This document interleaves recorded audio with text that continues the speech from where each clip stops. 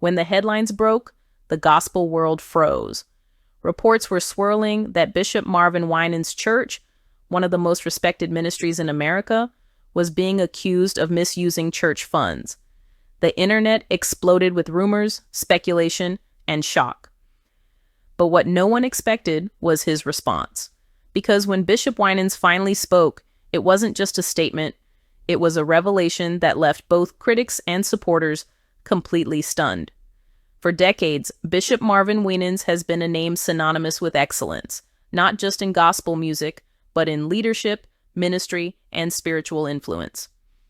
As a founding member of the legendary Winans family, his legacy has always been larger than life.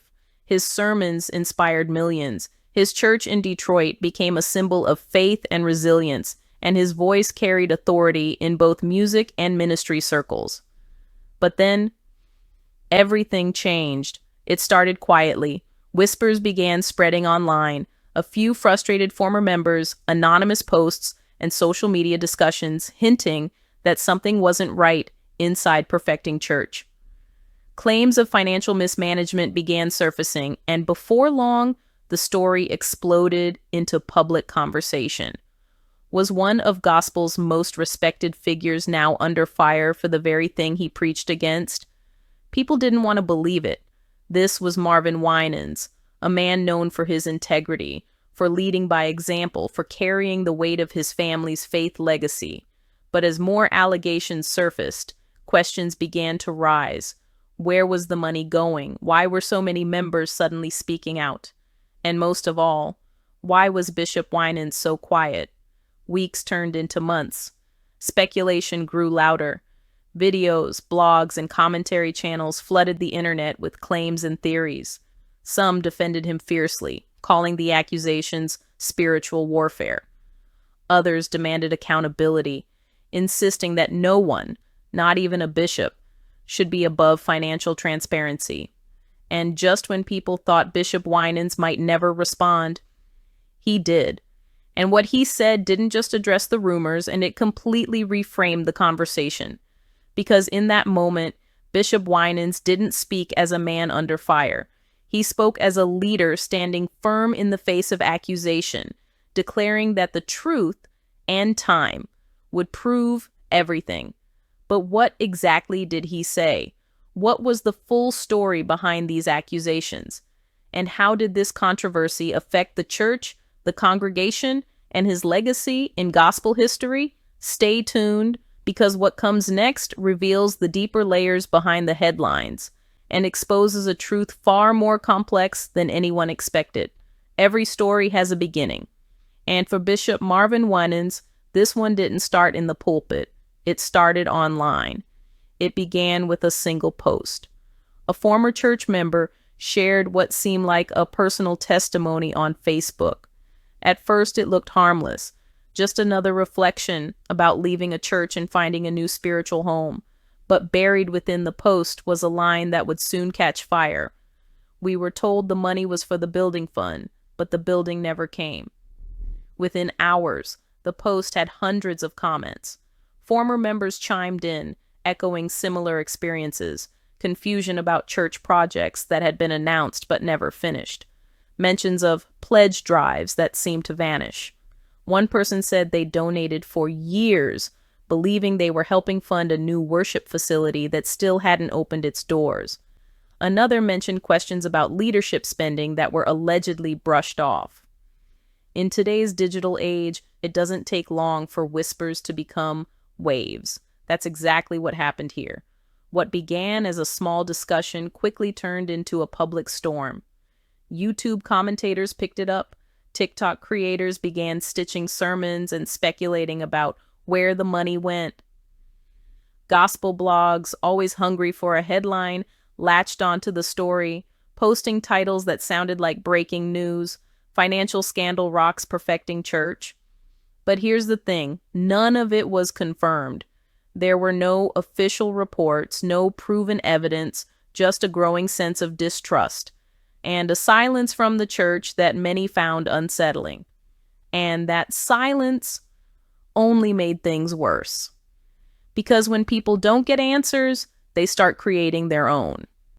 And soon, the narrative took on a life of its own, one that painted Bishop Marvin Winans not as a man of God, but as someone hiding something. The irony was heartbreaking. For decades, Bishop Winans had preached about transparency, faithfulness, and stewardship. Yet now he was being accused of the very things he'd warned others about. Church members began leaving quietly. Attendance dropped. And though the church leadership tried to reassure those who remained, the rumors kept spreading faster than any sermon could correct. It wasn't just about money anymore. It became a question of trust. Was the bishop who taught millions about honesty and faith now living a double life? Or was this simply the cost of being a prominent figure in a world that loves tearing leaders down? What no one realized then was that these early online discussions would ignite a controversy that would soon shake the very foundation of gospel leadership in America. Because this wasn't just another rumor. This was the beginning of something far bigger, a test not only of one man's faith, but of the entire community that looked up to him. But as the fire spread and critics grew louder, the question became impossible to ignore. Would Bishop Winans finally speak? Or would silence destroy everything he'd built? We're about to find out. When a man of faith builds a platform as large as Bishop Marvin Winans, every whisper becomes an echo, and every echo becomes an earthquake. At first, the controversy was confined to online discussions, scattered social media posts, quiet phone calls among former members, and late-night Twitter threads filled with speculation. But within weeks, what started as murmurs of discontent evolved into full-blown accusations that were impossible to ignore. The online firestorm. It began with an anonymous blog post titled "The Perfecting Problem." The article alleged that church tithes and offerings had been redirected from community outreach programs into unexplained expenditures. The post detailed unverified claims about lavish events, luxury renovations, and ministry expenses that didn't seem to match the church's public image. Screenshots of donation receipts were shared side by side with photos of unfinished construction sites. A few claimed that the long-promised new worship center, the one that was supposed to symbolize the next chapter of the Perfecting Church legacy, had stalled for years despite millions raised for it. The public didn't know what to believe, but they did know one thing. The silence from Bishop Winans was deafening. On YouTube, reaction channels began posting exposés with titles like, "Where's the money, Bishop?" and "What happened to the building fund?" Each video pulled in hundreds of thousands of views. Twitter threads dissected every piece of information, whether real or imagined, while others defended him, calling it all spiritual warfare. "You don't touch God's anointed," one fan wrote. "This is just the enemy trying to tear down a good man." But critics weren't so forgiving. They demanded transparency. They wanted financial reports, receipts, statements, anything that could confirm where the church funds had gone. When none came, the narrative began to shift. People weren't just questioning the money anymore. They were questioning the man, the weight of public scrutiny.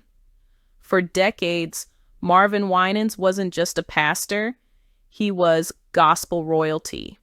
As a member of the legendary Winans family, his name carried power, credibility, and influence across the Christian world. He'd sung on stages with his siblings, preached in front of thousands, and led his congregation with passion and purpose. But when accusations of financial misconduct surfaced, it felt like the unthinkable had happened. Television networks started sniffing around the story. A few gospel insiders whispered that private investigators were trying to track down financial documents connected to the church. Former staff members began hinting in interviews that certain practices within the organization had raised red flags long ago. But out of loyalty, they kept quiet. One former volunteer, who claimed to have served for nearly a decade, told a local station, "We believed in the vision. We believed in the promise. But after years of giving, When you start seeing the same holes in the wall, the same projects unfinished, you start asking questions. Those questions grew louder, spreading like wildfire through the gospel community. And while Bishop Winans remained publicly silent, his image was being reshaped by the court of public opinion. To some, he was a victim of cancel culture, another Christian leader being torn apart by social media mobs. But to others, he had simply lost touch with the people who once believed in his message. The personal toll inside sources close to the church began describing the growing tension behind closed doors. Meetings stretched late into the night. Leadership tried to control the narrative, debating whether to issue a statement or keep praying that the storm would pass. But in the meantime, members grew restless. Attendance dropped noticeably. Some families quietly withdrew their memberships. Longtime supporters who once sat in the front row every Sunday stopped showing up altogether. For Bishop Winans, who had built his ministry on faith, excellence, and vision, this was more than a financial controversy. It was personal heartbreak. Friends close to him said he looked exhausted, burdened, and deeply disappointed. He reportedly told one confidant, "It's one thing to be criticized by strangers, but it hurts when your own people stop believing in you." Yet even in that pain, he refused to make a public statement. That silence confused some, but for others it made them wonder if something deeper was happening behind the scenes. What was he waiting for? Was he preparing a defense, or was he simply letting time reveal the truth? The uncertainty only fueled speculation further. The turning point. Then came a moment no one saw coming. During a Sunday service, weeks after the controversy reached national attention, Bishop Winans walked onto the stage, not with his usual smile, not with his signature confidence, but with visible emotion. The crowd fell silent. Cameras were rolling, and as he stood before his congregation, he didn't open with a song or scripture. He simply said, "I know what's being said. I've seen what's being written, and I'll tell you this.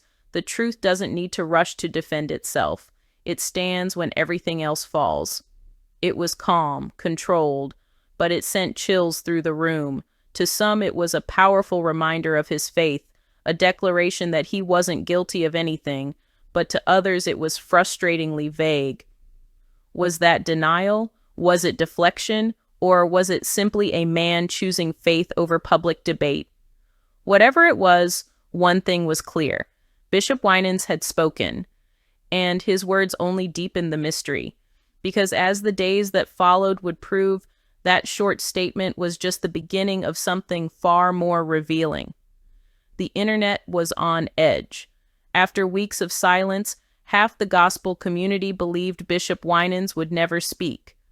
Others claimed he was preparing something monumental, a statement that would silence his critics and restore his legacy. They weren't wrong, because when the day finally came, Bishop Marvin Winans didn't issue a press release, post a tweet, or call a press conference.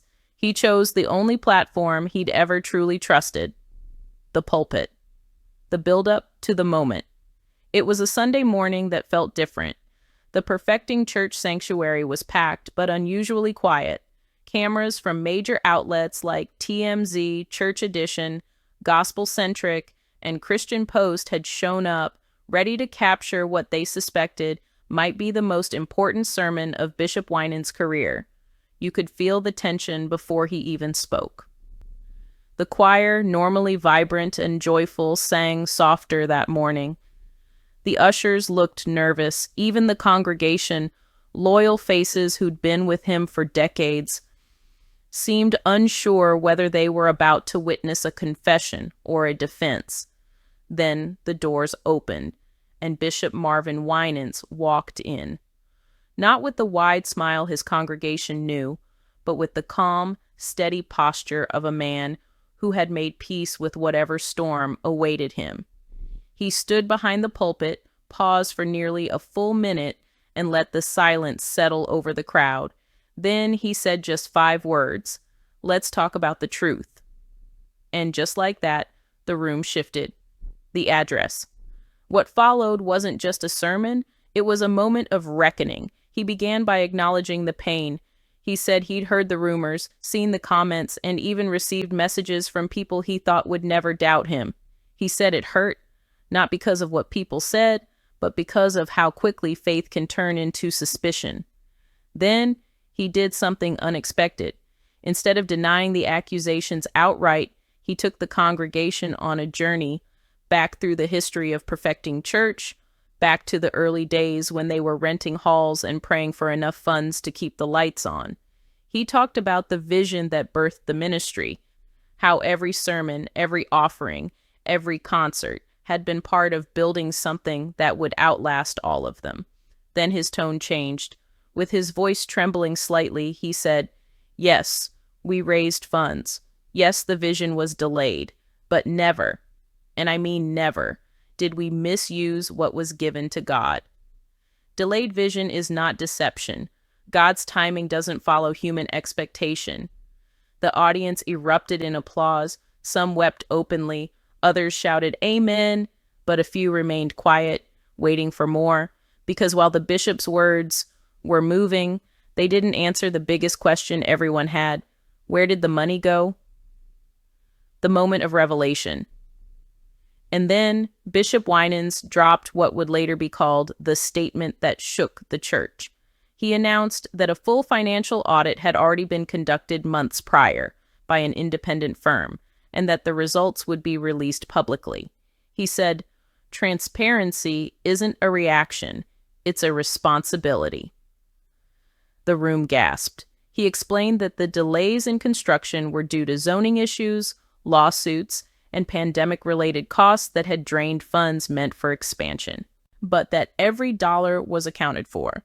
He added that the church's leadership board had already voted to publish the audit online for every member and donor to review. It was a moment that changed everything. The crowd stood on its feet, cheering. Some hugged each other, others cried tears of relief, and for the first time in weeks, it felt like faith was winning again. But not everyone was convinced. The mixed reaction. While many praised Bishop Winans for his calm and transparency, critics saw it differently. On social media, some users claimed the move came too late. Others said the emotional speech was nothing more than damage control. Twitter and YouTube filled with opposing takes. One side hailed him as a man of integrity, proving that patience and faith could overcome scandal. The other accused him of hiding behind charisma and religious language to avoid deeper accountability. One viral post read, "He didn't show receipts, he showed emotions, and emotions don't balance books." The division was undeniable. Even within the church, members found themselves split. Some felt renewed pride in their pastor. Others quietly stepped back, unsure if the announcement had truly cleared things up or simply bought more time. And that's where the story deepened, because within days of that powerful sermon, something unexpected happened that would change the narrative again. The fallout, a local Detroit news outlet obtained a copy of the preliminary financial report. And while the audit confirmed no illegal misuse of funds, it revealed a complicated truth. Large portions of donations had been used for ongoing operational costs rather than new construction. In other words, the money hadn't disappeared, it had been reallocated. That nuance didn't stop the headlines. The next morning, social media was flooded with dramatic takes. Funds mismanaged but not stolen, Bishop Winans cleared, but critics still angry. Perfecting church audit leaves more questions than answers. The story became bigger than the numbers. It became about trust. Because when people give to a vision, they give their hearts, not just their wallets. And though Bishop Winans had technically done nothing wrong, the emotional damage was done. For some, the explanation restored faith in him. For others, it felt like confirmation that something sacred had been lost. The unspoken bond between shepherd and flock.